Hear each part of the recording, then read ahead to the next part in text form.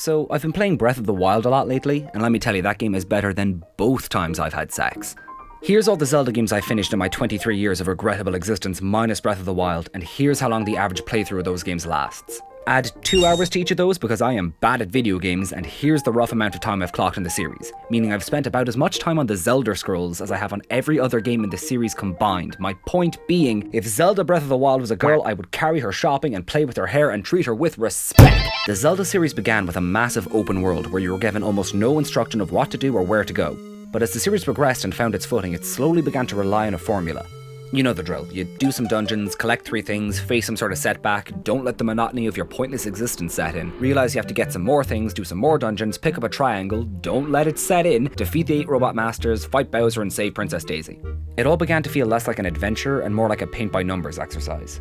So when I booted up Breath of the Wild for the first time on my fucking game sphere and realized I'd finally ditched that tired formula and gone back to the series' roots, I was like, oh my god. Oh my god, he on X Games mode. Holy shit, this game is so much fun to explore and fuck around in. I'm not usually super into massive open world games, mostly because I don't like having my time wasted.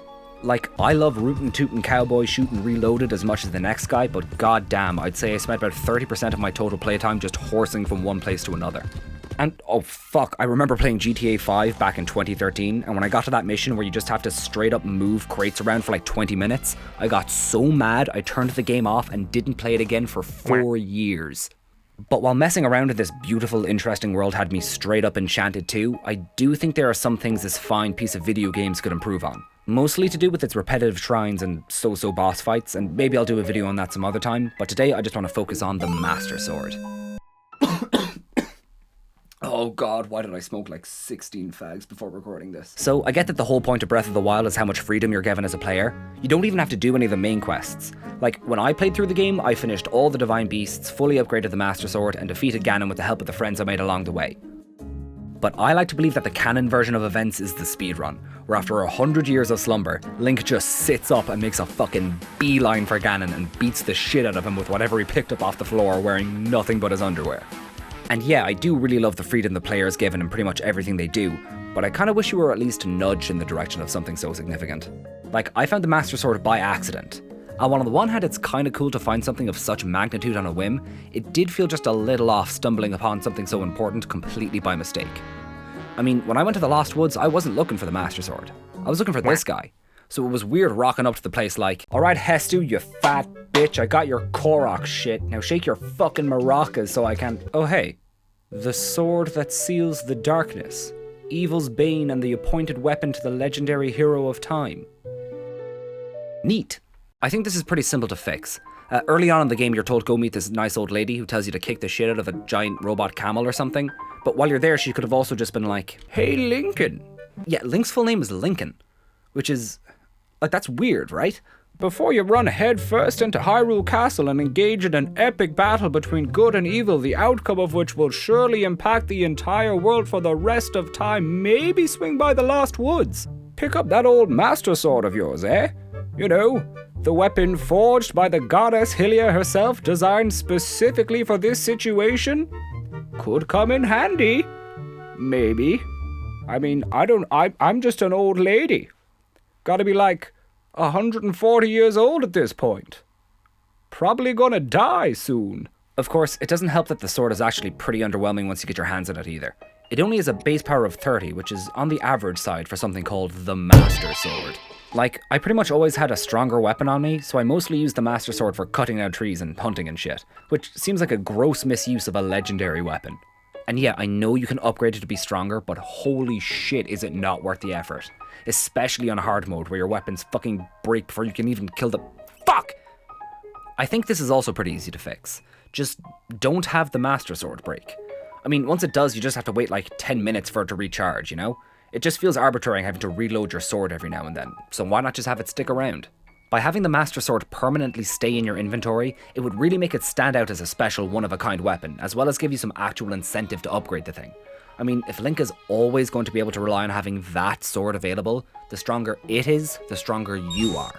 And I know I said in an earlier video that if the weapons didn't break in Breath of the Wild, then the game would kind of fall apart, and I was right then too. And also now.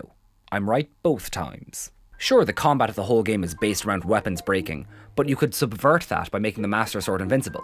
Realistically, it's going to take you at least 30 or so hours of normal playtime to find and get the thing anyways, right? So the idea of breakable weapons is already cemented in the player's mind. If the Master Sword broke that rule, it would provide a mechanical reason for why that sword is so special. It's allowed to bend the game's mechanics a little because you worked your ass off to be able to use it. Actually, holy shit, that's another way Impa telling you about the Master Sword early on could work. See, the game is really clever about how you actually draw the Master Sword from the pedestal. Unlike most Zelda games where you get the sword as soon as the story calls for it, here it slowly drains the player's hearts as they try to pull it out. You're never told exactly how many hearts you need to successfully draw the sword, so you have no way of knowing whether you're ready or not. And there's a sense of danger as well. Yeah, the Deku Tree stops you the first time, but if you keep going and you're not worthy yet...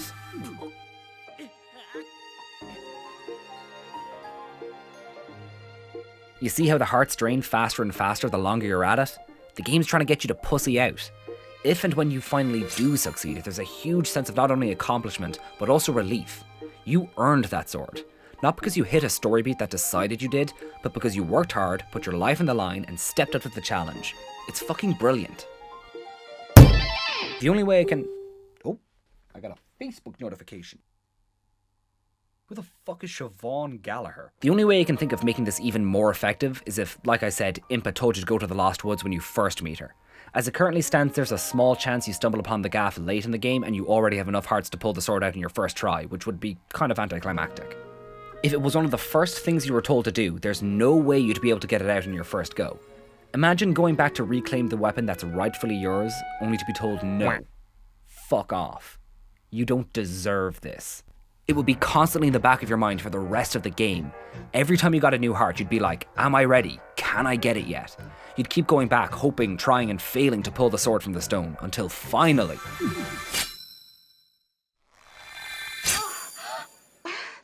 Oh god, yes! Yes! Yes!